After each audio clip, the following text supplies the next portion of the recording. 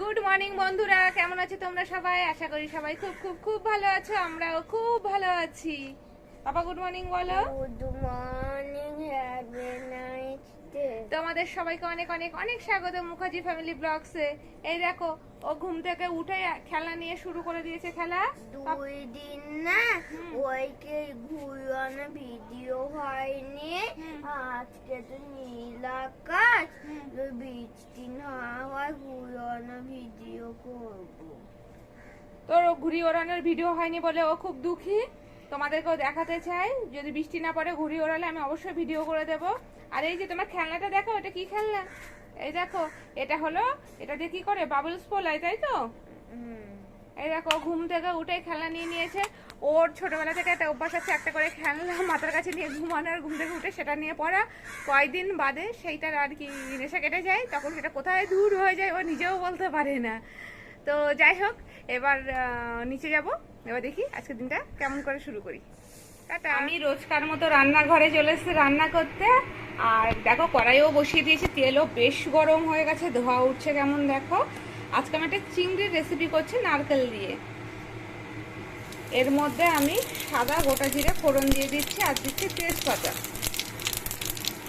তেলটা কত গরম হয়ে গেছে। এবার আমি এর মধ্যে আলুগুলো আগে ভেজে নেব। আমি একটু আলু দিচ্ছি, আমাদের তরকারিটা আলু ছাড়া তেমনভাবে চলে না, জানো তো। সব খাওয়ার সময় আলু খুঁজবে, তাই বেশি আলু দিচ্ছি না, অল্পই আলু দিচ্ছি। তারপরে ঠিক করে আসছে। এই যে আলুগুলো দিয়ে দিয়েছি, আলুগুলো একটু ভাজা করে নেব, যাতে বাদে কোনা কোনা ব্যাপার, এই যে আলুর কোনা কোনা ব্যাপারগুলো না থাকে। এই দেখো, আলুগুলো একটু ভাজা করে নিচ্ছি ভালো করে। আলুগুলো কিন্তু ভাজা করে একটু তুলে নেব, যেহেতু এর মধ্যে মশলাটা কষাতে হবে। আর যে চিংড়িগুলো করব, চিংড়িগুলো আমি হালকা পরিমাণে ভেজে নেব। চিংড়ি কিন্তু বেশি ডিপ ফ্রাই করলে ওটা শক্ত শক্ত হয়ে যাবে, তো আমি বেশি ডিপ ফ্রাই করবো না। এটা জাস্ট একটু হালকা করে নেড়ে ছেড়ে নেব। দেখতে থাকো। আমি আলুগুলো ভাজা করে তুলে নিয়েছি। এই দেখো, খুব সামান্য পরিমাণে মধ্যে আমি চিংড়ি দিয়ে দেব। চিংড়িটাতে আমি অলরেডি নুন হলুদ মাখিয়ে রেখেছিলাম পরিষ্কার করে। এই দেখো, নুন হলুদ সামান্য পরিমাণে মাখিয়ে রেখেছিলাম। এবার চিংড়িগুলো একটু ভাজা ভাজা করে তুলে দেবো। কাকুম ওইদিকে পড়াশুনো করছে, আর এদিকে আমি রান্না করছি। এটাতে না আমার অনেকটা সময় আমি বাঁচাতে পারি বাকি কাজ বাজের জন্য।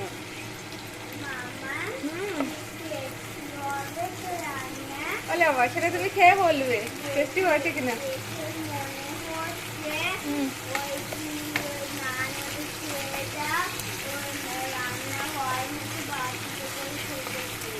ওর এখনই নাকি দেখে মনে হচ্ছে রান্না কমপ্লিট করা পুরো দরকার নেই, এখন ওকে বাটিতে করে খেতে দিয়ে দিই, কারণ এটা নাকি খুব টেস্টি হবে খেতে। তো চিংড়িগুলো আমি তেলের পরে একটু নাড়াচাড়া করে নিচ্ছি। আর চিংড়ির অবশ্যই যে পিঠের কাছে এরকম জায়গায় যে শিরাগুলো থাকে না, এই যে ধারে, এই দেখো আমি সব শিরাগুলো এখান থেকে কিন্তু ফেলে দিয়েছি। একটু ছুরি বা বটি দিয়ে একটু ছিঁড়ে নেবে, নিয়ে শিরাটা টান দিলে কিন্তু বেরিয়ে যায়, তো শিরাগুলো অবশ্যই ফেলে দেবে। আর চিংড়িটা আমি তোমাদেরকে আগেই বলেছি বেশি কড়া করে ভাজবো না। এবার চিংড়িটাও আমি তুলে নেব, নিয়ে তারপরে মশলাটা কষে নেব ভালো করে। মশলাটা কষে নিয়ে তারপরে চিংড়ি দেবো। চিংড়ির সাথে যদি মশলা কষি, তাহলে চিংড়ির মধ্যে কাঁচা আর কি কাঁচা রসুনের আর পেঁয়াজের মানে কাঁচা মশলার গন্ধ থাকতে পারে। তো আমি চিংড়িটা এবার তুলে নেব, তুলে নিয়ে কিন্তু তারপরে এর মধ্যে মশলাপাতি যা দেওয়ার দেবো। এই দেখো, আমি চিংড়িগুলো তুলে রেখে দিয়েছি আলুর সাথে। আর অল্প সামান্য পরিমাণে তেল আছে, দেখতে পাচ্ছ। আমি কিন্তু আর তেল অ্যাড করবো না, আমি এইটুকুনি তেলেতেই রান্না করব। এবার আমি এর মধ্যে এই দেখো মশলাপাতিগুলো দিয়ে দিচ্ছি। কী কী এর মধ্যে অ্যাড করছি তোমাদেরকে বলেও দিচ্ছি মুখে।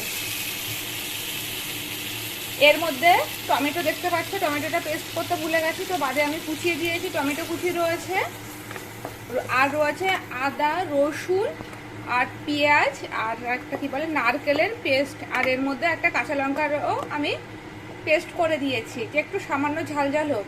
আর আমি আজকের মধ্যে দিয়েছি একটু কাশ্মীরি লঙ্কার গুঁড়ো, খুবই সামান্য পরিমাণে, যাতে সামান্য একটু কালার আসে। একটু কালার আসলে তো ভালোই লাগে দেখতে, কিন্তু এইসব লঙ্কার গুঁড়ো টুড়ো যে খুব শরীরের জন্য ভালো তা তো নয়। তো তো আমি সেই জন্য ভীষণ কম পরিমাণে ইউজ করি, আর মাঝে মধ্যে বলতে পারো শখ বিশেষে ইউজ করি। আর যেহেতু নারকেল দিয়েছি, তো নারকেল থেকেও তো একটা তেল বেরোবে। তো আমি এবার এটাকে ভালো করে কষিয়ে নেব। এবার এর মধ্যে আমি নুন দিয়ে দেবো আর হলুদটাও দিয়ে দেবো। যেহেতু চিংড়িতে নুন হলুদ মাখানো ছিল, তাই আমি জানি না কতটা পরিমাণে আর কি নুন রয়েছে। ওটাও তো তরকারির সাথে অ্যাডজাস্ট হবে নুনটা, তার জন্য আমি সামান্য পরিমাণে নুন দিয়ে দিয়েছি, আর হলুদও দিয়ে দিচ্ছি। দিয়ে আমি এটাকে ভালো করে কষে নেব। আগে যতক্ষণ না তেল ছাড়ছে ততক্ষণ কিন্তু এটা ভালো করে কষতে হবে। আর মাঝে মধ্যে একটু নাড়াচাড়া করে নেব, যেহেতু নারকেল রয়েছে তলায় লেগে যাওয়ার চান্স ভীষণ বেশি, যেহেতু আমি খুব কম তেলে রান্না করছি। আমি এবার এটাকে একদম লো ফ্লেমে রাখলাম। লো ফ্লেমে রেখে আমি এটাকে চাপা দিয়ে রেখে দিচ্ছি যতক্ষণ না এটা দিয়ে তেল ছাড়ে। আমার এই মশলাটা ভালো করে কষানো হয়ে গেছে, এই দেখতেই পাচ্ছ। এবার আমি এর মধ্যে জলটা মিশিয়ে দিচ্ছি, এই পরিমাণে জল দিচ্ছি। আমি এটা উষ্ণ গরম জল করে রেখেছিলাম, এতে কিন্তু কালার ভালো হয়, টেস্টও ভালো হয়। আর যেহেতু নারকেলের পরিমাণটা আমি অনেকটাই বেশি দিয়েছি, তো নারকেলের তো একটা হোয়াইট কালার তো রয়েছে, নিজস্ব একটা তো কালার রয়েছে। আমি এবার এই পরিমাণে জল দিয়েছি। জলটা দেওয়ার পরে যখন এটা ফুটে যাবে ভালো করে, না যেহেতু এটা উষ্ণ গরম জল আছে তাড়াতাড়ি ফুটে যাবে, আমি চাপা দিয়ে দিলাম। ভালো করে ফুটে গেলে তখন আমি এর মধ্যে চিংড়ি আর আলুগুলো অ্যাড করে দেবো। ভাবছো ঝোলটা কত জোরে ফুটছে। এবার আমি এর মধ্যে আলু আর চিংড়িটা দিয়ে দিচ্ছি ঢেলে। এই যে আলু আর চিংড়িটা আমি এর মধ্যে দিয়ে দিচ্ছি, দিয়ে ভালো করে নাড়িয়ে দিলাম। ও আর হ্যাঁ, একটা কথা বলতে ভুলে গেছি, এর মধ্যে আমি সামান্য পরিমাণে চিনি দিয়েছি। যেহেতু নারকেল মিষ্টি হয়, তাই ভীষণ অল্প পরিমাণে চিনি দিয়েছি। আমি ভালো করে এইভাবে নাড়াচাড়া করে দিলাম, দিয়ে একদম ফ্লেম লো করে দিলাম, দিয়ে চাপা দিয়ে দিচ্ছি যতক্ষণ না এগুলো আলু আর চিংড়িটা সেদ্ধ হয়। এই কড়াইতে আমি তেল বসিয়ে দিয়েছি, ওই পাশে তো চিংড়িটা হচ্ছে, আর এই কড়াইতে দেখো তেলটা গরম হয়ে গেছে। এবার আমি এর মধ্যে কালো জিরে ফোড়ন দিয়ে দিলাম।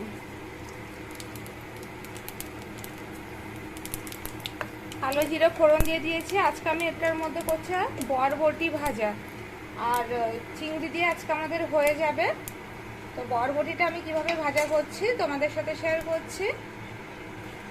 এবার আমি এর মধ্যে, যেহেতু তেলটা গরম হয়ে গেছে, ফোড়ন হয়ে গেছে, তো আমি এর মধ্যে দিয়ে দিচ্ছি বরবটি, আলু আর পেঁয়াজ ভাজা করছি। যা শুকনো লঙ্কা ফোড়ন দিতে ভুলে গেছি, এর মধ্যে একটু শুকনো লঙ্কা ফোড়ন দিলে খুব ভালো একটা স্মেল ওঠে, যে আমি ভুলে গেলাম।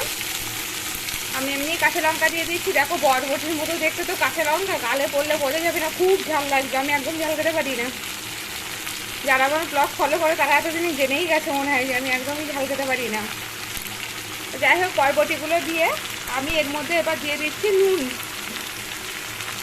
যে পরিমাণ মতো নুন দিয়ে দিচ্ছি, আর দিয়ে দিচ্ছি হলুদ। যেটাকেও আমি একটুখানি নেড়ে চেড়ে চাপা দিয়ে রেখে দিচ্ছি যতক্ষণ এটা ভালো করে সেদ্ধ মতো হয়ে যায়। বরবটি খাওয়া কিন্তু খুবই ভালো। আসলে আমার মনে হয় কি বলতো, প্রত্যেকটা সবজিরই প্রচুর গুণ থাকে।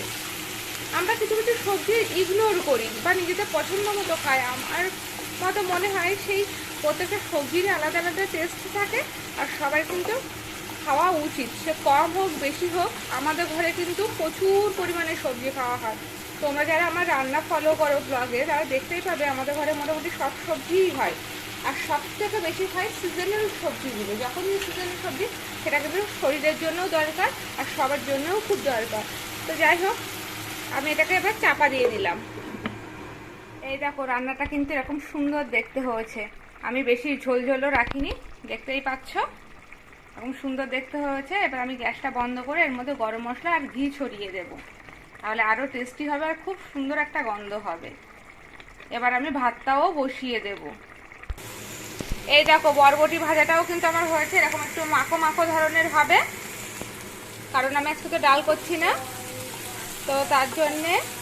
এই দেখো, বরবটি ভাজা হয়ে গেছে। আমি গ্যাসটা এবার নিভিয়ে দিচ্ছি, এই চাপা দিয়ে রাখছি। আরেকটা জিনিস শেয়ার করি, এই দেখো আমি এখানে কলা রেখেছি গ্যাসের দুটো ওভেনের মাঝখানে। এখানে আমি ভাতও বসিয়ে দিয়েছি দুটো ওভেনের মাঝখানে, জানো। পাখুন কলা খায়, আর কলাগুলো যেহেতু ফ্রিজে থাকে না, খুব কনকনে ঠান্ডা হয়ে যায়। এবার নর্মাল টেম্পারেচারে আসতে অনেকটা টাইম লেগে যায়, যার জন্য আমি এই ওভেনের মধ্যে রেখে দিই এইভাবে। এবার কি হয়, গ্যাসের যে তাপটাতে না ওটা নর্মাল টেম্পারেচারে চলে আসে, তো তখন পাখুন কলা খায়। আমার সময়ও বাঁচে, আর ছেলের ঠান্ডা কলাও খাওয়া লাগে না। ভালো বুদ্ধি না? এই বুদ্ধিটা কেমন লাগলো অবশ্যই কমেন্টস করে জানাবে। খেতে বসে গেছে, এই যে ওর ভাত মেখে দিয়েছি, আর এই যে পাশে চিংড়িগুলো দেখতে দাও। এই যে ওর চিংড়ি, এই যে দেখো ভাত। আমার বন্দুকটা দেখেছে, এই দেখো। একটা বন্দুক নিয়ে খেতে এসছে, ওর হাতে ছোট্ট কিছু একটা বন্দুক। থাকে, মোটামুটি সময়তে একটা করে খেলনা নিয়ে ঘুরে ঘুরে বেড়ায়। তো ও পাখুম খেতে বসেছে, আমিও খেয়ে নেব, খুব জোর খিদে পেয়েছে। আর ভালো খাবার হলে তো সবাই তাড়াতাড়ি খিদে পায়, তোমরাও তাড়াতাড়ি খেয়ে নাও, আমরাও খেয়ে নিই। আজকে হলো চিংড়ি হয়েছে। ওলে বাবালে, পাখুম খুব খুশি হয়েছে। আমরা ঝটপট খেয়ে নিই, তোমরাও ঝটপট খেয়ে নাও। চিংড়িটা না ওইকে মোটে চিংড়ি খাচ্ছে, চিংড়ি ভাপা খাচ্ছে। চলো টাটা, টাটা করে পাপা। হুম।